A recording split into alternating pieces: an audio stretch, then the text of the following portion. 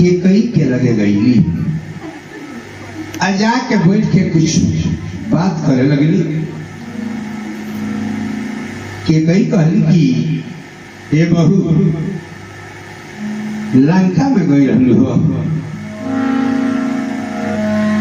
एक दिन कहली के कई सीता से बचनवा दस्तनवा तनी लंका के कहो।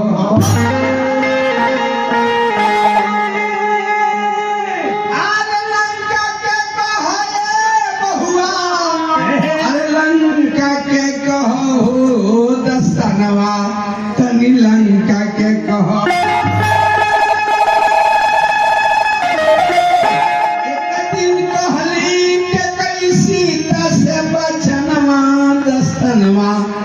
तनी लंका के कहो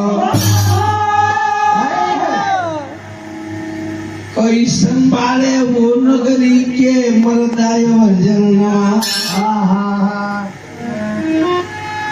बीस भुतारो 10 शिशुमाला, अरे कैसन बारे नवा हो 10 नवा तनी लंका के कहो।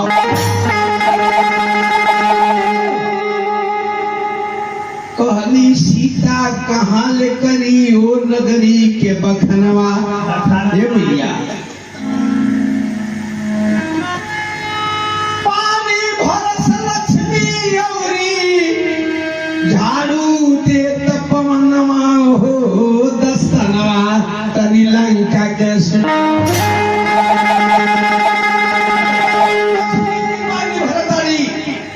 पवन देवता रो जाके लंका के बाहर दे।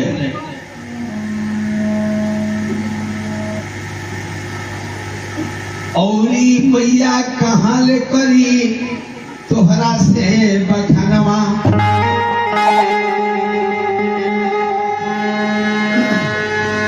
ग्रह शनिचर सीढ़ी भइले उतरे चढ़े रवनवा हो दस्तनवा तनी लंका के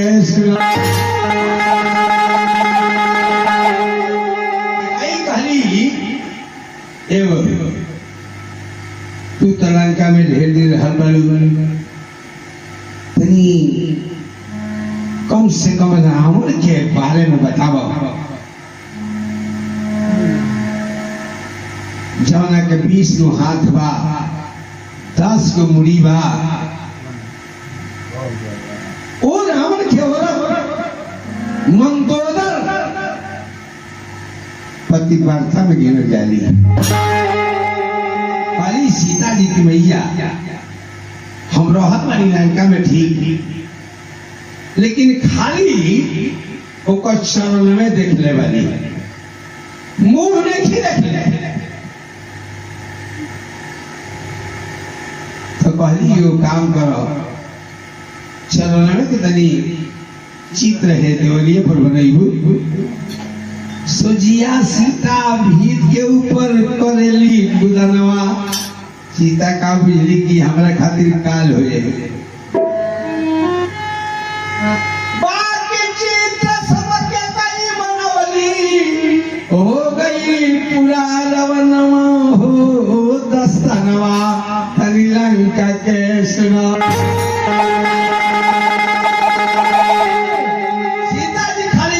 चित्र बनौली या बाकी चित्र के कई बना दहली रावण के भोजन करे रामचंद्र के भेजली अपन धवनवा।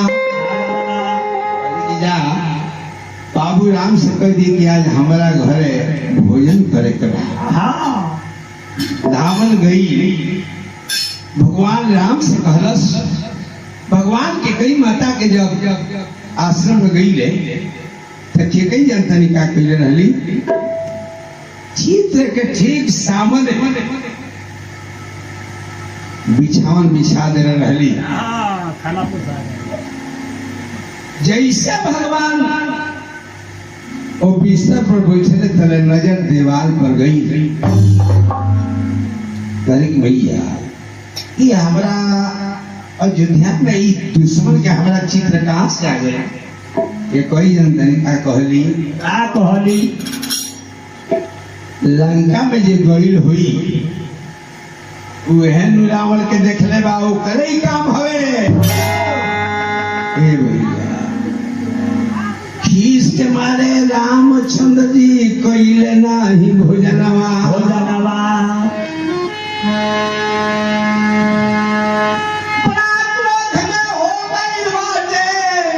रामचंद्र के मनवा हो दस्तनवा तनी लंका के सुना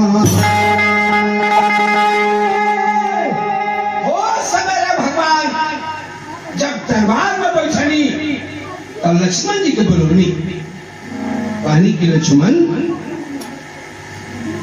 काल सीता जी के तहरा रात पर बैठावे के बाद सीता जी के ले जाके बबुआ जंगल में पहुंचावे के बाद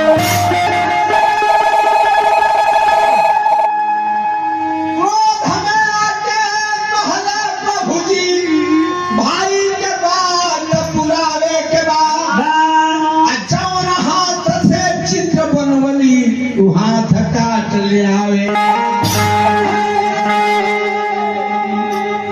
और लक्ष्मण जी सोचे लगले कि जेकरा के आइले हम आई समझली लक्ष्मण जी पूरा रामचरितमानस उठा के देख ली कही सीता जी के भौजी कहल बेरा कही बिहारवा जितना गोनिहार बारे जितना गीत गावतर सन सब भौजी पर गावतर सब भौजी पर गावतर सकी जो खाता वाला बोलते हो ना उठलानी से रोटी बोल के आ बाबूजी के पथानी में छोड़ के ये तो बाबूजी को उठलानी में से खियाओ तो बाबूजी टाइट हो जा। अच्छा ए भैया देख भगवान के बात सुन के लक्ष्मण जी के बड़ा दुख हुई कहे कि भैया का कहनी रहुला हमरा से भगवान कहनी कि लक्ष्मण अगर हमार बात ना पुरैबा सीता जी के लेकर जंगल में ना जइबा तो हमार मुंह देखे ना पैबा। देखी भैया लक्ष्मण जी वहां से चल रहे चल गए कहाँ शंकर जी के मंदिर में जाके शंकर भगवान के लिंग करके रोवे लगले आ कहले कि यदि हम लंकावा में मर जईती मेघनाथ मरलस दहिया बान मेघनाथ अरे मरलस दहिया बान अरे ऐसन कपारे हमरा नाई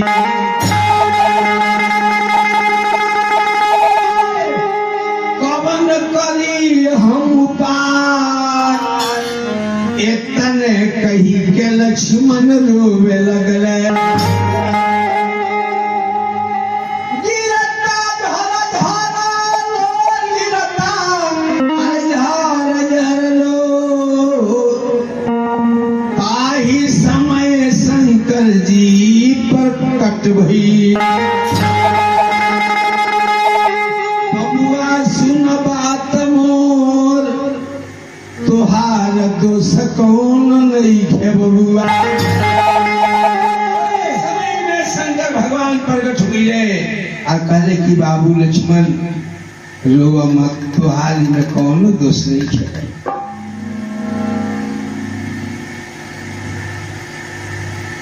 श्राप मिलल बा सीता जी के शंकर भगवान लक्ष्मण जी के मंदिर में समझावत है ये बाबू लक्ष्मण वाल्मीकि बाबा के आश्रम में एगो सुगा एगो सुगी रहते सर रोज वाल्मीकि बाबा कथा कही ऐसे सुगिया पेड़ पर से सुनो सन।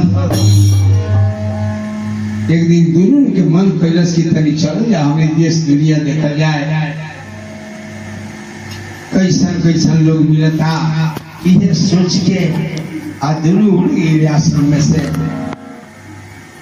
उड़ा तुरंत जब गया जनकपुर में सीता जी के फुलवारी कर जब सुगुआ सुगिया पहुंचने सुगुआ कलश की सुना अरे आराम कर धनिया, अरे आराम कर धनिया, आराम कर धनिया, अरे प्यारी हो सुगिया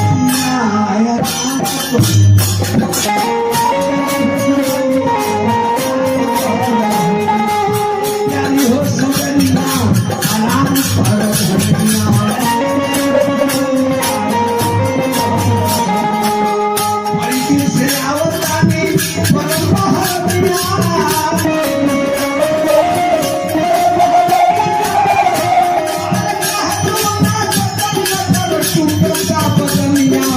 आराम कर धनिया।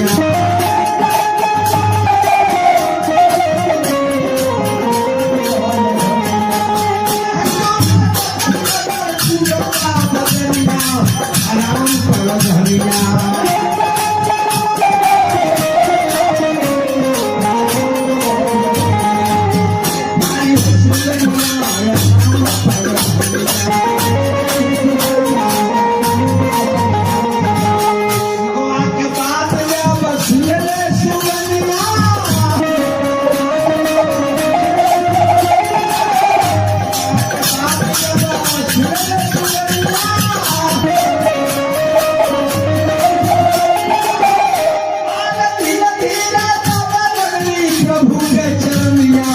आराम कर धनिया।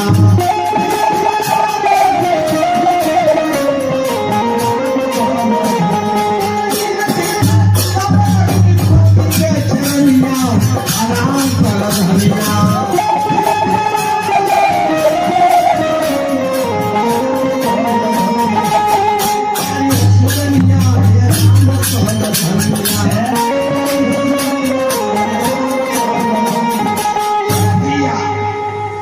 समय में सीता जी सखी लोग के संगे फुलवारी में घूमे खातिर जब अली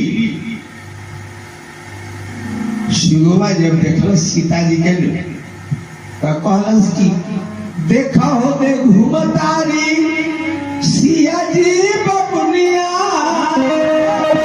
दे घूमतारी। अरे हसिया बनी है जगदी अयोध्या आराम कर धनिया। सुगनिया कलश की जब वैसा बात बा हे स्वामी तरी शरय के कम से कम चरण छुपया से बात तली जाए। तूने छुए गई ले जब सीता के चरनिया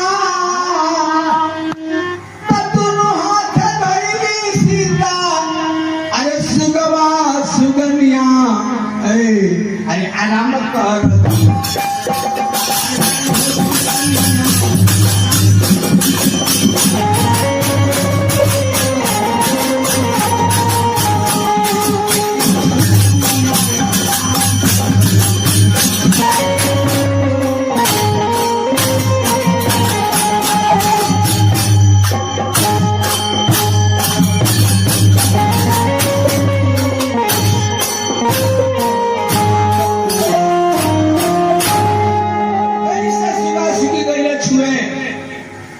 सीता जी दोनों हाथवा से सुगवा के सुगनिया किया धक आ कहली कि फिर से सुनाओ आपन बोली का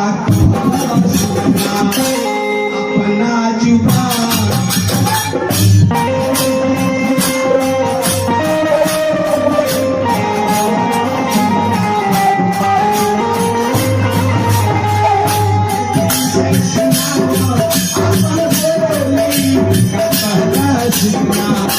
अपना जुबान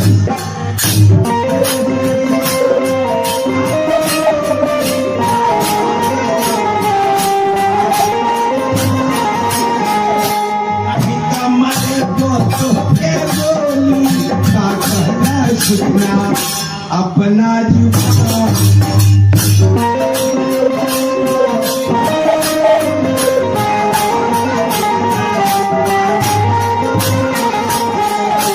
ऐसे तुझला कहवा रामचंद्र यही हमार ऐसे तुझला कहवा रामचंद्र यही हमार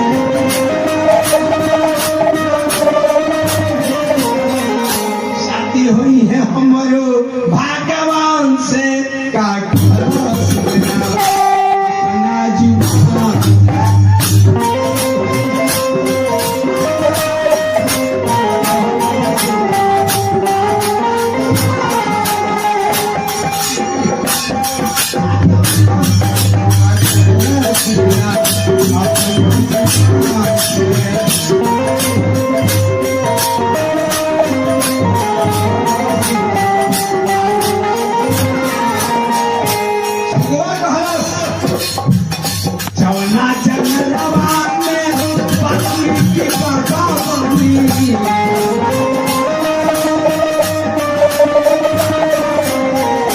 वही जंगलावा में रहिले संत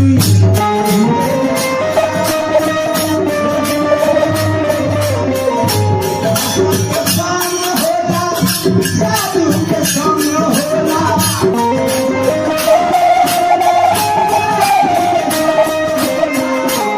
पानी बाबा के जुबान से करिश्मा सीता हमरो जुबान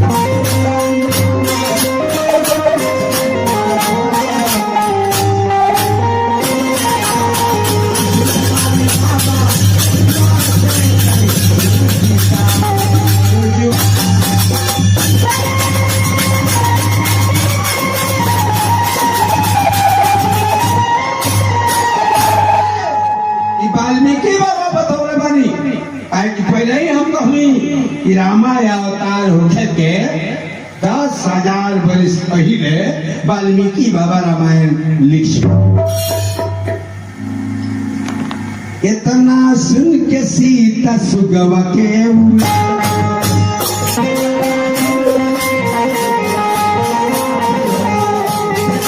सुन के सीता सुगवा के उलादी हली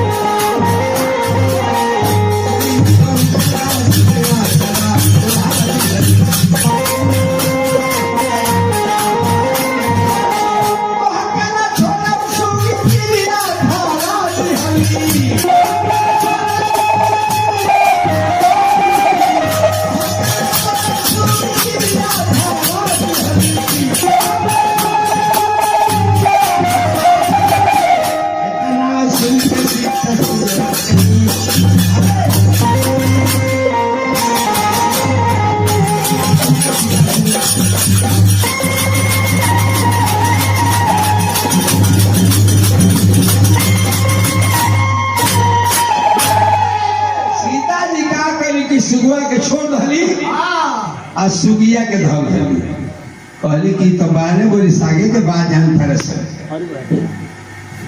सुगिया कलस के सीधा बाकान रे सोना के पिंजरावा में तोरा के राखे बसुगी राखे अपना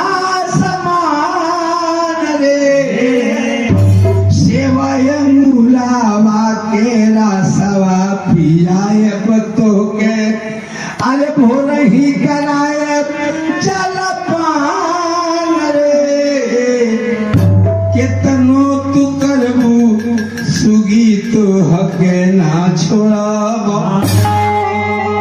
सुगिया कहसी सीता हमनी में विश्व मत जाल छोड़ दो काहे कि पति बिना स्त्री दुनिया में रहली लेकिन शोभा ना पावे। आए सीता जी कहली कि तू कितनो कर दू बेटा है लेकिन तो के हम छोड़बे ना कर।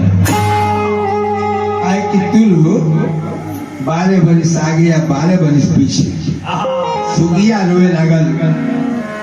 कहलस का कहलस सुना सीता मोर बात सुना सीता मोर बात अभी हम सुनगार भौतिबा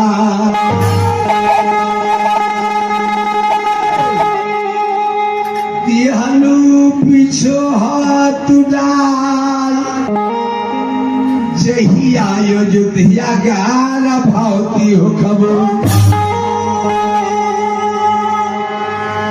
राम जी दी है निकाल राम जी अरे दी है निकाल तर तर के ठोकरा तू खई मुसी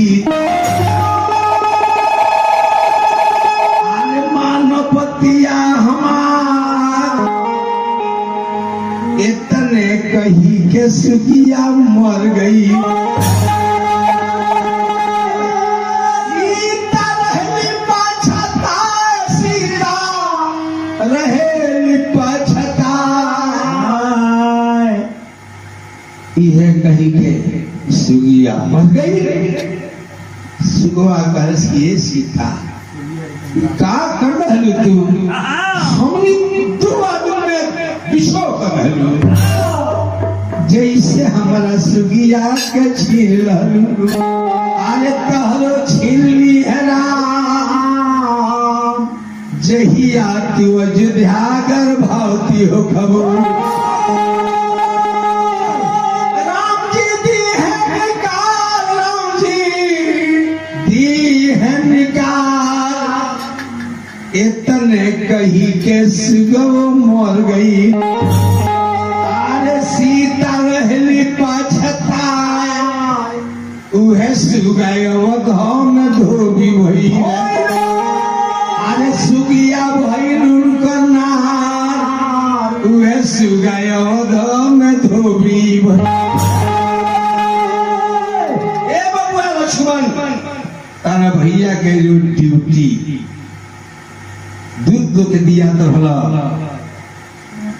दूध तो जाई पूरा अयोध्या घूमी पता ही लगाई कि केहू के कोनो बात के तकलीफ नहीं खेली। लेकिन बाबू वो है एक दिन धोबिनिया भाग के दूसरा के घर जाके रात भर रह आ बिहान महिला जब आई तो धोबिया पर से कहा रहे बताओ ना वही मेरा कपड़ा दे गोश दे दे आ रात भर कहाँ रहे ए भाई ये बनाओ दे मार के साथ तो धोबिनिया करसी हम कहीं रही तो तारा ऐसा मतलब का बा आई अब तो धोबिया के टेम्परेचर बढ़ गई और भाई कोही रही वही रही आई बोल पे तो बोलिया पर अरे ठीक है मैं थप्पड़ हमरा ढोर के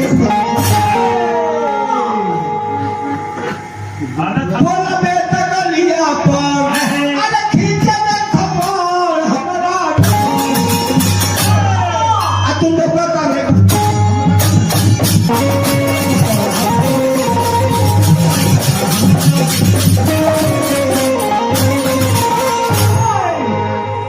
जावना सीता के रावण अरे रखला से अपना घर हमरा घर के घर अबे डर के कर बड़े मारे नहीं मेरा चामड़ा खींच ले छुरी में लाते मार देंगे छुरी में लाते मार दिए अरे भाई सब कोई लाद में छुरी मारना तो कदू लादे में छुरी मार नदी का पूरा बस है गवर्नमेंट का जावना सीता के रावण रावण अरे रखला से अपना घर हमरा राम जी रखले अपना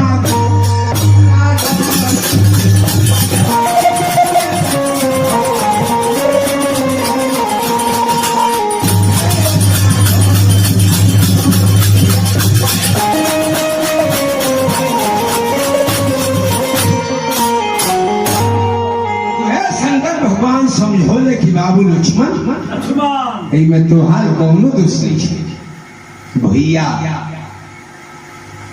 के बात मान के सीता जी के लिए जाके जंगल में छोड़िया यही में तुहार भाई बा 10 सवांग बारे एक मत से बारे तो सब संपत्ति परिवार में बा भरल बा भैया जहाँ सुमति तहाँ संपत नाना जहाँ कुमति तहाँ विपत्ति भी नाना 10 में से एगो भाई बेईमानी करे लगी तो परिवार बिखर जाई जैसे रमैया जी ये अपना भाई से बेईमानी कर जमीन ना पाए लागल एक हाथ जमीन खाती अपना भाई की गणासी चलाते हैं अभी ले गर्दन पर चीना बजे फूक है इतना रोड दे रहा है लोग मेरा भाई बाबू चार्ज हो गए ए भैया देखिए ये धीराई से मारा था शंकर जी के बात मान के लक्ष्मण जी मंदिर में से आओ तारे आजाद तारे कहवा सीता माता कर गए आजाद कहले कि मैया ए भैया भूत सवेरे रथ पर तहरा के बैठावे के बाद अब भैया के आदेश भइल बा ले जाके जंगल घुमावे के बा लक्ष्मण जी रेखन कहत की तरह के भैया छोड़ के आवे के कहल ना बड़ा खुशी भइल आज सीता जी के